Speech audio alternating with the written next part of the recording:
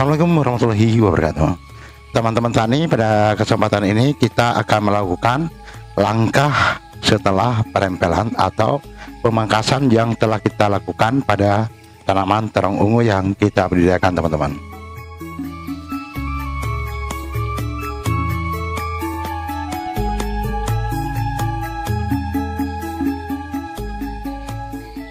Sebelum kita lanjut untuk langkah selanjutnya, yaitu setelah pemangkasan tunas dan daun tua, maka saya singgung kembali manfaat dari pemangkasan tunas-tunas atau daun-daun yang sudah tidak diperlukan lagi pada budidaya terong ungu, teman-teman.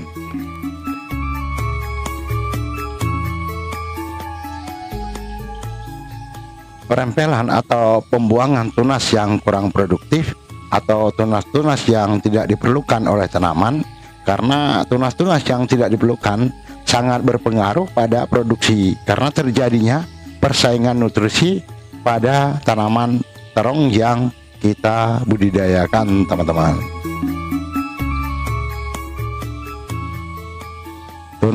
Tunas yang tidak diperlukan dapat menghambat distribusi makanan ke dalam tanaman secara maksimal. Ketika distribusi unsur hara maksimal setelah kita lakukan perempelan atau pembuangan tunas, maka tanaman terong yang kita budidayakan lebih baik dan sehat pertumbuhannya, dan pertumbuhannya juga lebih cepat, teman-teman. Setelah selesai kita lakukan perempelan atau pembuangan tunas, maka langkah selanjutnya yaitu pemupukan.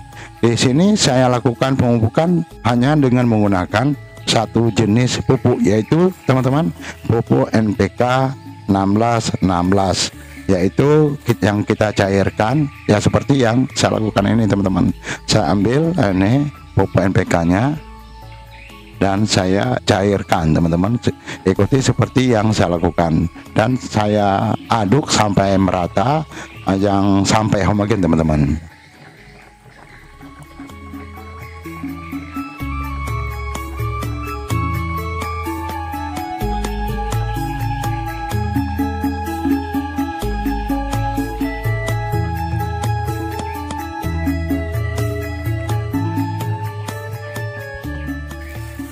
Setelah pupuk yang kita cairkan memang benar-benar telah teraduk secara homogen, maka siap kita lakukan pengecoran.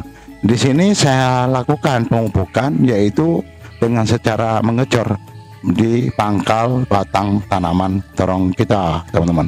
Ya, yuk teman-teman kita lakukan saja pemupukannya. Dan seperti yang saya lakukan ini, teman-teman. Saya ambil satu gayung. Seperti teman-teman lihat, saya ngecor di pangkal batang dari tanaman terong yang kita budidayakan.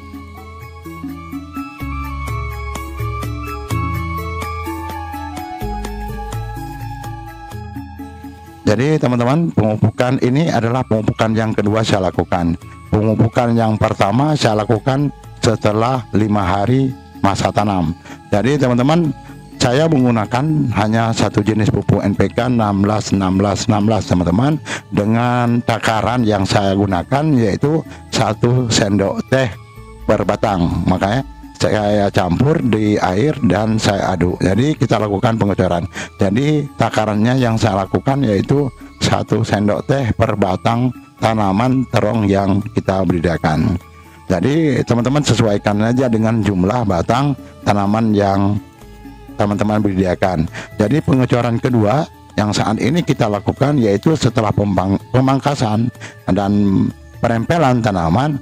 Tepatnya hari ini adalah umur dari terong ungu kita yaitu 20 hari. Jadi pada umur 5 hari sekali kita lakukan pemupukan, dan pada umur 20 hari ini yaitu kita lakukan pemupukan kedua dengan menggunakan pupuk NPK 161616, teman-teman.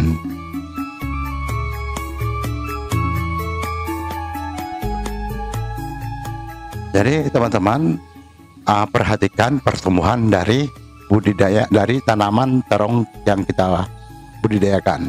Jadi di sini kita tahu kapan dia membutuhkan pemupukan. Jadi ini teman-teman lihat, ini setelah kita hari ini kita lakukan pemupukan yang kedua. Jadi pada umur 20 hari teman-teman. Jadi nanti kita lihat perkembangan dari terong yang kita budidayakan. Jadi kalau kita memang sering lihat, kita perhatikan ada perubahan-perubahan yang sangat signifikan pada budidaya yang kita lakukan, yaitu budidaya terong ungu teman-teman. Nanti teman-teman juga akan tahu kapan dianya akan membutuhkan nutrisi tambahan. Jadi kita sesuaikan dengan kondisi di lapangan teman-teman. Jangan memaksakan pemupukan. Kalau kita memang paksakan pemupukan yang terlampau dosisnya tinggi, maka daunnya juga nanti akan keriting teman-teman. Jadi ini adalah kondisi tanaman terong ungu kita yang telah berumur 20 hari setelah kita lakukan penempelan atau pembuangan tunas-tunas yang tidak diperlukan. Usahakan pembuangan daun-daun yang sudah tua, karena akan terjadi persaingan nutrisi untuk tanaman terong yang kita budidayakan, sehingga terpengaruh nanti kalau memang kita tidak buang daun-daun yang sudah tua, akan berpengaruh pada produksi teman-teman.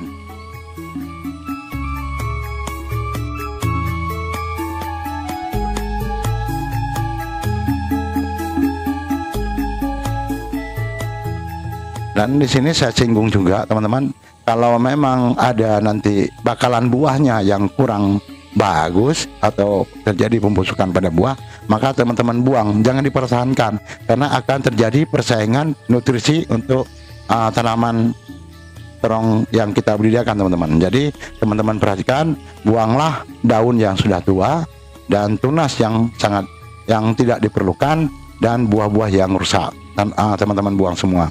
Demikianlah teman-teman pertemuan kita kali ini. Sampai ketemu di lain kesempatan. Saya ucapkan terima kasih. Wassalamualaikum warahmatullahi wabarakatuh.